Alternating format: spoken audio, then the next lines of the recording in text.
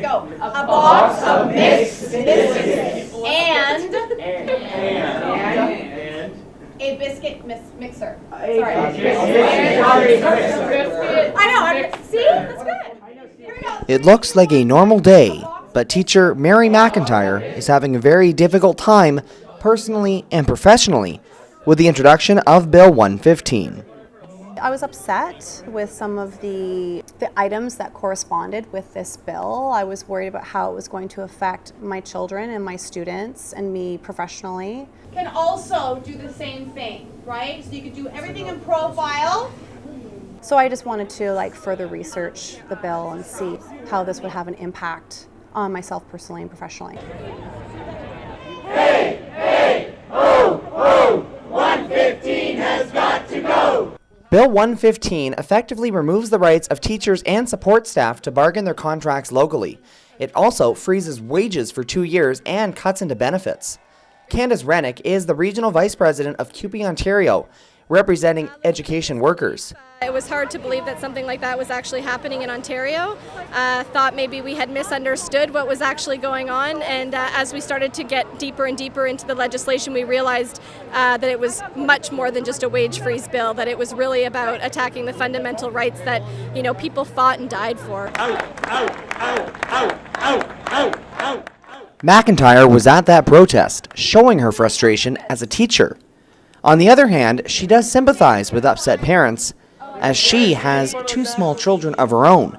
She'd hate to see this affect the students. Feel like their pause is filled, right? And honestly, as a teacher, I have a real hard time dealing with a possibility that this could impact the students. I mean, I became a teacher for the students. I love my job. And I love seeing children and students and young adults, being exposed to things that they might not have otherwise done because of a club or an athletic team or whatever.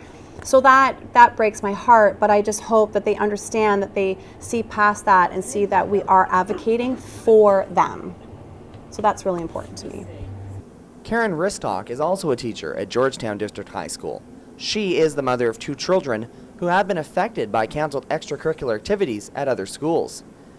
All the teachers at their school have decided together that they're not going to be doing extracurriculars at the moment. There were some parents who were pretty angry about it, and I didn't let them know that I was a teacher, but did feel the need to sort of play devil's advocate in some of the things that they were saying. That they felt the teachers were sort of protesting on the backs of their kids. And what I pointed out to them was that all of those things that they're upset about are volunteer activities. Despite the intense opposition from many different teachers' unions, the government is standing by its position. A spokeswoman for the Minister of Education says, quote, "The Putting Students First Act focuses on making sure that education dollars stay in the classroom.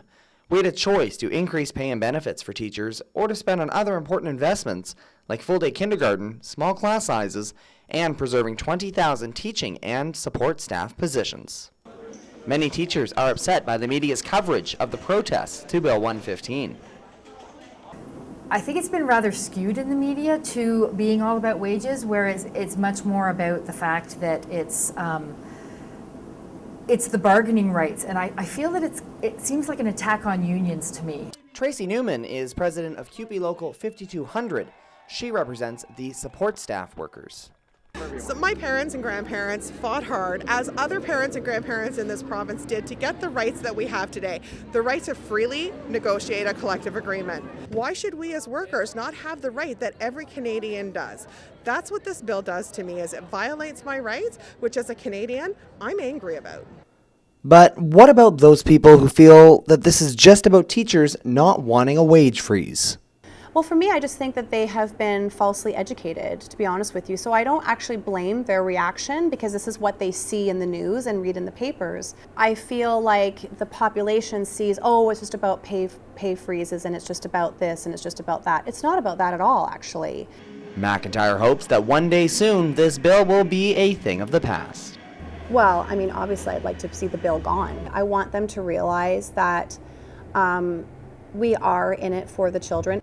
Many teachers and support staff workers will be in a position to take job action starting on November 7th. This means that they could refuse to attend staff meetings and refuse to speak to parents after school hours, among other things. They are promising, though, that the impact on students will be kept to a minimum. Dana Roberts, Toronto Today.